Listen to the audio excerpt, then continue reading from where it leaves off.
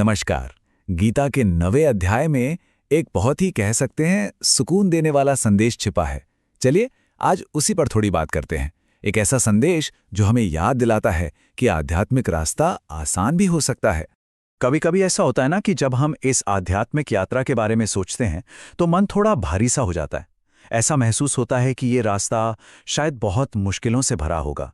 लेकिन गीता का 9वां अध्याय ठीक इसी एहसास को समझता है और एक बहुत ही तसल्ली देने वाला, एक बहुत ही नर्म नजरिया हमारे सामने रखता है। तो चलिए इस ख्याल में जरा और गहरे उतरते हैं। देखिए, अध्याय 9 इतना खास क्यों है, ये समझने के लिए हमें ये याद करना होगा कि हम यहाँ तक पहुँचे कैसे हैं। अगर हम अब तक की यात्रा को देखें तो अध्याय 6 में कृष्ण ने माना था कि हाँ, मन को साधना मुश्किल है। फिर अध्याय 7 में उन्होंने ये बताया कि समझ से विश्वास कैसे बनता है, और अध्याय 8 में जीवन की दिशा क्या हो इस पर बात हुई। तो अब तक का जो सफर रहा है वो काफी गहरा और सोचने पर मजबूर करने वाला रहा है। और फिर आता है अध्याय 9, और यहां आकर ना बातचीत का अंदाज ही बदल जाता है। कृष्ण एक बहुत सीधी, बहुत सरल लेकिन उतनी ही गहरी बात कहते हैं। वो कहते हैं, यह मार्ग कठिन नहीं है, बस सिर्फ इतना सा। ये एक छोटा सा वाक्य अपने आप में कितनी शांति देता है ना। ये गीता के उन लम्हों में से हैं जो सबसे ज्यादा तसल्ली देते हैं। तो सवाल उठता है कि ये रास्ता कठिन क्यों नहीं है? ऐसा क्या है इसमें? कृष्ण इसकी प्रकृति, इसके स्वभाव को समझाते हैं और इसकी सारी खूबसूरती बस इसी बात में छिपी है। इस अध्याय के दूसरे ही श्लोक में वो इस ज्ञान की कुछ खासियतें बताते हैं जिससे हमें अंदाजा लगता है कि इस सफर का मिजाज कैसा है। वो कहते हैं, राज विद्या राजगुह्यम पवित्रमिदम उत्तमम। मतलब ये जो ज्ञान है ये सभी विद्याओं में सबसे श्रेष्ठ है, सबसे गुप्त है और बहुत ही पवित्र, बहुत ही उत्तम है। और यहां ये जो शब्द है ना, गुप्त, इसका मतलब बहुत दिलचस्प है। गुप्त का मतलब ये नहीं कि कुछ छिपा कर रखा गया है, बल्कि इसका मतलब है कि ये वो चीज है जिसे जोर जबरदस्ती से हासिल नहीं किया जा सकता। ये तो बस एक विनम्र और खुले दिल से ही मिल सकता है। और श्लोक में आगे आता है, सुसुखम कर्तुम अव्ययम।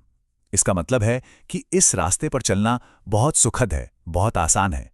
ये एक खुशी की प्रक्रिया होनी चाहिए, कोई सजा नहीं। तो यहाँ सबसे जरूरी बात समझने की ये है, कृष्ण ये नहीं कह रहे कि खुद को थका दो या खुद पर बहुत सख्त हो जाओ। नहीं, वो तो बस अपने सच्चे स्व से जुड़ने की बात कर रहे हैं। ये बाहर की लड़ाई नहीं है, ये तो अंदर से जुड़ने का एक सफर है। अच्छा, तो अगर ये रास्ता इतना सरल है तो फिर इस पर चला कैसे जाए? यहीं से कृष्ण भक्ति के असली मतलब पर बात करना शुरू करते हैं।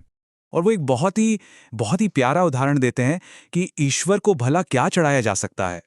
और ये एक ख्याल ही इस पूरे अध्याय का सार है, उसकी आत्मा है। पत्रम पुष्पम फलम तोयम यो में भक्त्या प्रयच्छति। ये श्लोक बहुत से लोगों ने सुना होगा और इसकी सादगी में ही इसकी पूरी गहराई है। इसका मतलब है कि अगर कोई प्रेम से, भक्ति से एक पत्ता, एक फूल, एक फल या थोड़ा सा पानी भी अर्पित करता है तो मैं उसे स्वीकार करता हूं। देखिए, ये कितनी खूबसूरती से बताता है कि जरूरी ये नहीं है कि क्या दिया जा रहा है, जरूरी ये है कि किस भाव से दिया जा रहा है। ये दिखावे की भक्ति नहीं, ये तो मन की सच्चाई की बात है। और यहीं से हम इस अध्याय के सबसे तसल्ली देने वाले संदेश पर पहुंचते हैं। यह खासतौर पर उन लोगों के लिए है जिन्हें कभी-कभी लगता है कि शायद वो इस रास्ते के लिए काफी अच्छे नहीं हैं। गीता ये बात बिल्कुल साफ करती है कि इस सफर को शुरू करने के लिए परफेक्ट होने की कोई जरूरत नहीं है। जरूरत है तो बस सच्चे होने की, ईमानदार होने की। कृष्ण कहते हैं कि अगर किसी की दिशा सही है, अगर नीयत साफ है, तो रास्ते में अगर गलतियां भी हो जाएं तो भी उसे भटका हुआ नहीं मानना चाहिए। ये कितनी बड़ी बात है। ये समझ और करुणा का एक बहुत गहरा संदेश है। तो कुल मिला के देखें तो ये अध्याय हमें डराने के लिए नहीं है या हमारी कमियां गिनाने के लिए भी नहीं है। ये तो बस ये एहसास दिलाने के लिए है कि हम इस यात्रा का हिस्सा हैं, ठीक वैसे ही जैसे भी हम हैं। ये एक अपनेपन का एहसास दिलाता है। तो अगर इस पूरी बातचीत में से सिर्फ एक बात याद रखनी हो तो वो क्या होगी? बस इतना कि खुद पर सख्त होने की जरूरत नहीं है। जरूरत है तो बस अपने साथ ईमानदार होने की, और यही ईमानदारी है जो इस रास्ते को आसान बना देती है।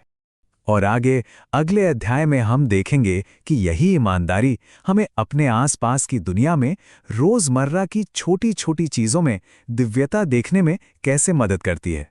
ये सफर मुश्किल नहीं है, बस सच्चा है।